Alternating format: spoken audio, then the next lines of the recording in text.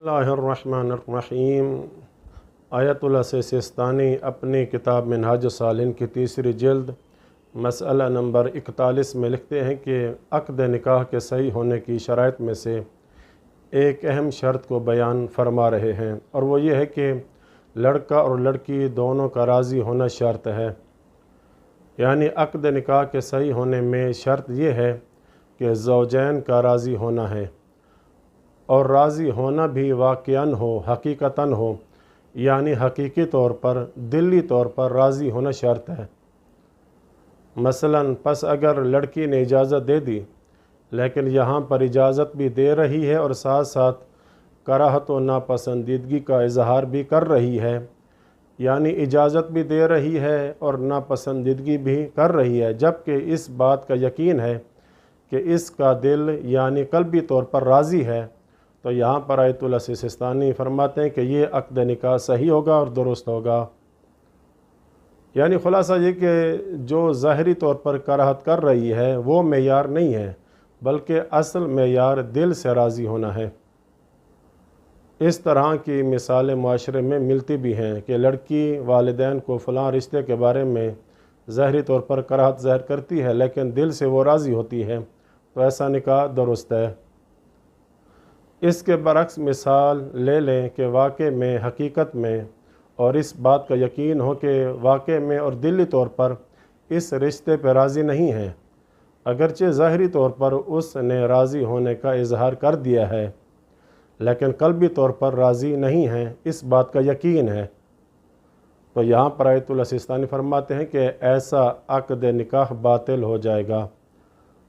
बाज़ औक़ात ये जुमले सुनने को मिलते हैं कि लड़का या लड़की में से कोई कह देता है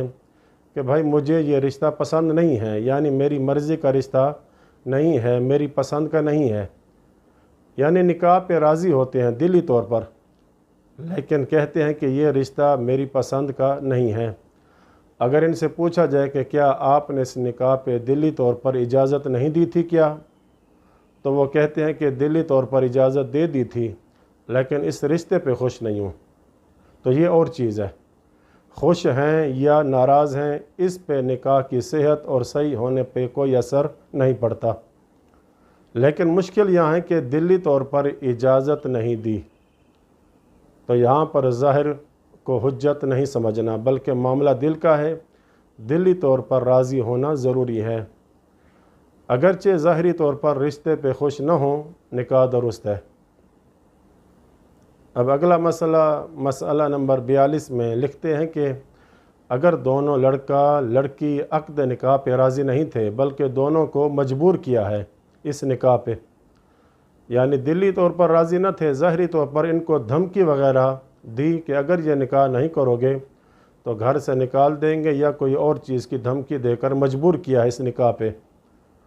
तो इस मजबूरी के साए तले वो राज़ी हो गए, जबकि वो दोनों क़ल्बी तौर पर राज़ी न थे। तो यहाँ पर आयतुल्लाह सिस्तानी फरमाते हैं कि अगर दोनों बाद में इस निकाह पे क़ल्बी तौर पर राज़ी हो गए, तो ऐसा अक़्द निकाह सही हो जाएगा। यानी निकाह के बाद किसी वक्त भी दोनों राज़ी हो जाएं और इजाज़त भी दे दी, तो यह निकाह सही हो जाएगा। तो मैं यहाँ अर्ज़ करूँगा कि दोनों को शब ज़िफ़ाफ़ मनाने से पहले यानी जिमा करने से पहले दोनों राज़ी भी हो जाएं और निकाह की इजाज़त भी देनी होगी, वरना मुश्किल है, ऐसा न हो कि वो ज़िना होता रहे। आयतुल्लाह सिस्तानी फरमाते हैं कि इसी तरह यही हुक्म होगा कि अगर लड़का या लड़की में से किसी एक को मजबूर किया हो, ऊपर मसले में दोनों को मजबूर करके निकाह किया गया था,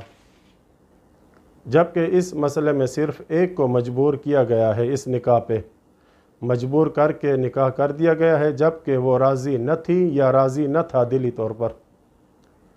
इसका भी यही ऊपर वाला हुक्म है जो बता दिया है। लेकिन आयतुल्लाह सिस्तानी फरमाते हैं कि दोनों सूरतों में एहतियात औला ये है कि दोनों का राज़ी होने के बाद निकाह को दोबारा पढ़ा जाए, ये एहतियात औला है, लेकिन वाजिब नहीं है। वसल्लल्लाहु अला मुहम्मद व अहले बैतिही त्वाहिरीन।